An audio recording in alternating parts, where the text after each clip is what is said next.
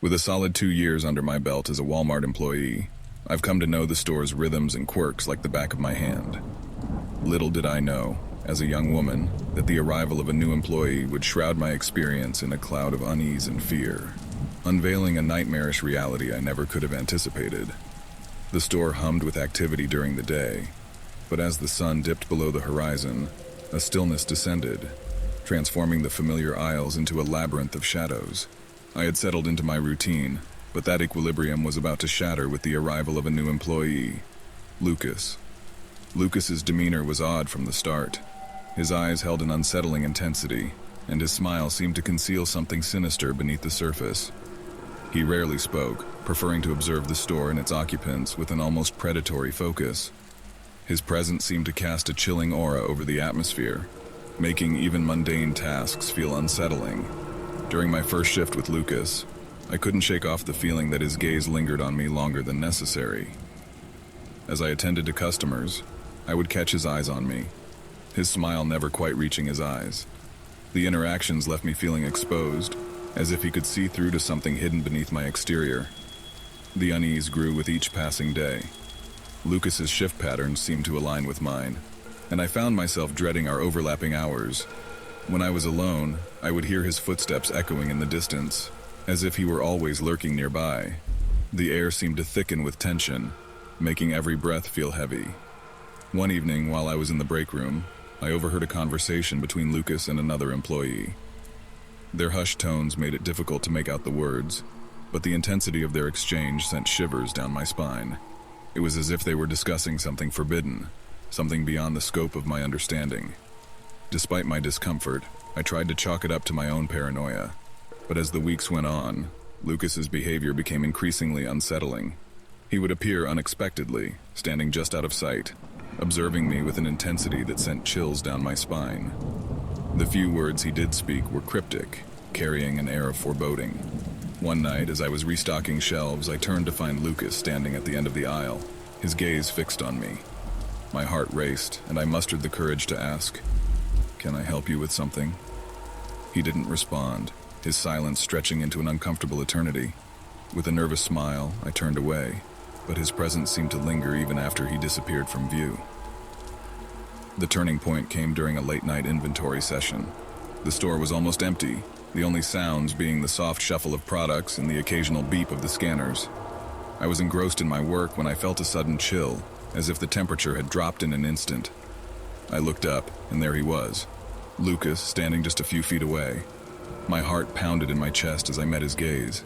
His eyes seemed to bore into me, his smile twisted into something that resembled amusement.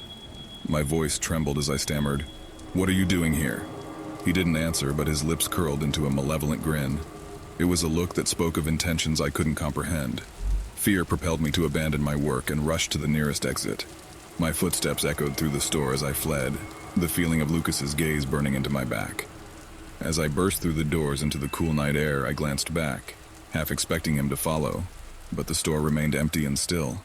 The experience left me shaken to my core.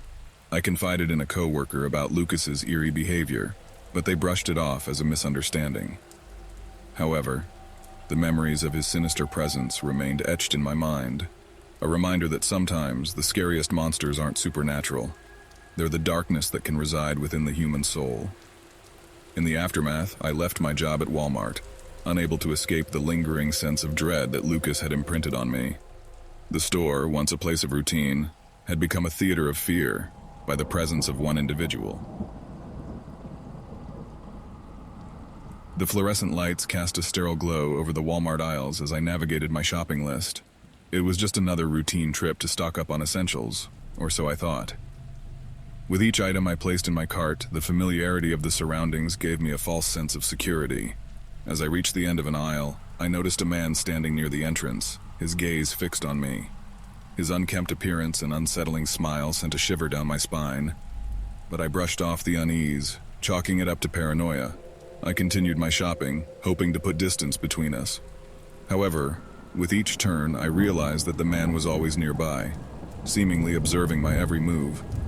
My heart began to race, and a knot formed in my stomach. The feeling that I was being watched turned into a gut-wrenching certainty that something was off.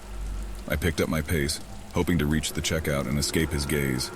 As I reached the checkout line, I breathed a sigh of relief, convinced that I had evaded the man's attention. But as I placed my items on the conveyor belt, I felt a presence behind me. I turned, and there he was, standing just a few feet away. His smile had widened, revealing a hint of malice. Panic set in as I realized that I was alone in a crowded store with a man who seemed to be fixated on me. I paid quickly, my hands trembling, and made my way towards the exit. With each step, I felt his eyes on me, his presence like a suffocating weight. As I stepped outside, I glanced around, hoping to find a security guard or someone who could help. But the parking lot was empty, devoid of any sign of assistance. I began to walk towards my car, my heart pounding in my chest, and then I heard his voice, a whisper carried by the wind. "I like you," he hissed, the words chilling me to the bone. Fear propelled me forward, and I broke into a run, fumbling for my car keys. As I reached my vehicle, I threw myself inside and locked the doors. I glanced in the rearview mirror, half expecting to see the man chasing after me, but the parking lot was empty.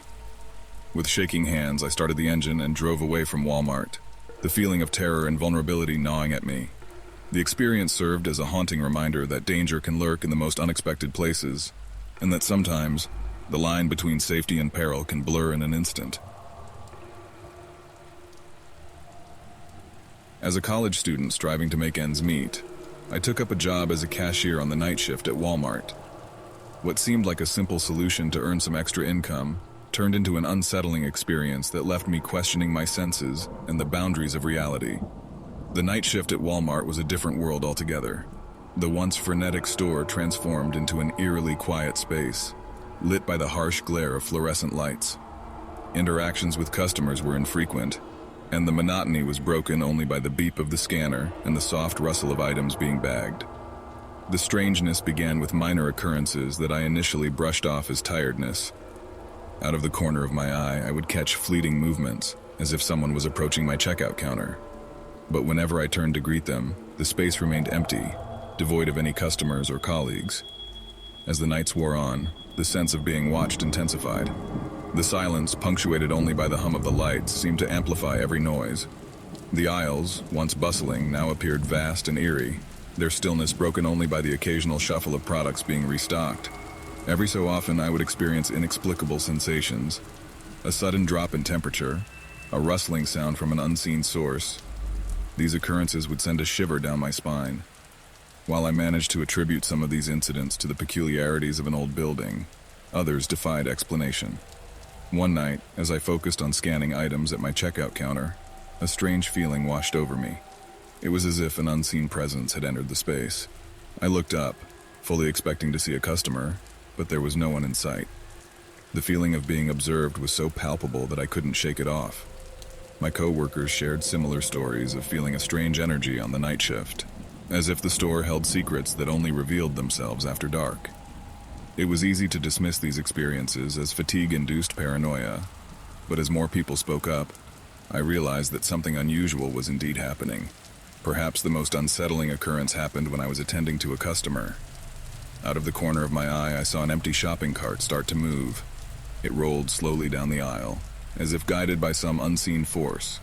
I called out, assuming it was left unattended, but the cart continued its journey without any response. Despite these odd events, I finished my shifts and left the store each morning, grateful to escape the strange occurrences. The night shift, I realized, had its own rhythm and energy that was entirely distinct from the daytime rush. Eventually, I moved on from the night shift at Walmart, leaving behind the uncanny experiences. The memory of those nights still raises questions for me. Questions about the power of our minds to conjure patterns from randomness, and about the way our surroundings can shape our perceptions. The night shift, with its eerie stillness and the echoes of its own unique ambience, reminded me that the ordinary can hold mysteries that are waiting to be uncovered, whether through the lens of our imagination or the peculiarities of our environment.